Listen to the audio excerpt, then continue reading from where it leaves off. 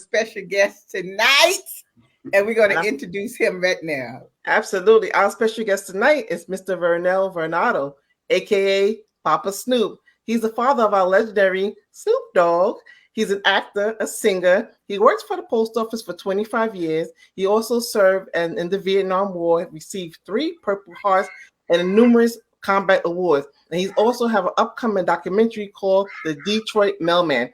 Let's welcome our special guest to the show, Papa Snoop. Thank you. Thank you so much, Papa Snoop, for coming on. It is such a pleasure to meet you, and we thank you so much for joining us. So listen, let's start off talking about the new documentary that's coming out called The Detroit Mailman. So how did that come about? Through my manager / producer, Rob and his wife, Lucinda Boyd. That came about. Let me take it back a little further. And my son's mom passed away 2 years ago, right? Mm-hmm. And she was on Rob and Lucinda's board. They do prison reform, and they was walking back to their vans. I offered them a ride back to my son's compound in a limousine. You know, they got inside. We started talking. Found out Rob was from Detroit. Found out he lived on the east side. I lived on the east side. And we took it from there. Oh, wonderful! Now you was there you was a mailman in Detroit for you was a mailman for 25 years. I know you was part in California. Yeah, 15 in LA, 10 in Detroit. Yeah, and in Detroit. Mm-hmm. What was that like of being a mailman letter carrier? What were some of the experiences that happened to you? Because we have heard some of the stories. Well, no, we deliver more than mail. Yeah, anyway, that being said, I'm 20 years old, right?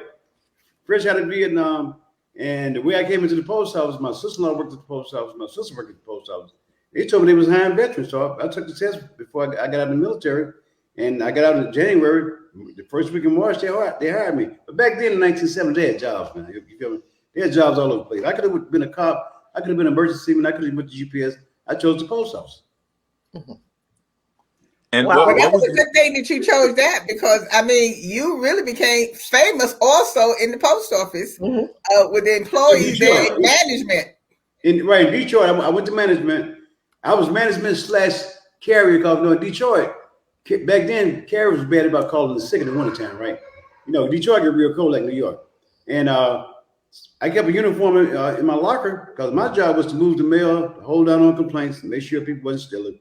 So I was mailman / supervisor, but all the people on my route loved me. So right now, since my documentary is being edited, I'm getting a whole lot of people calling me from Detroit, man, we can haul away, because they know me. They was kids back then, you feel me? So when you have your own route, you form relationships. So I watched kids grow up and beat somebody. I watched kids grow up and get killed. I seen kids grow up and go to jail. So it's a combination of things that you see when you're a mailman. Mm-hmm. So I guess it's never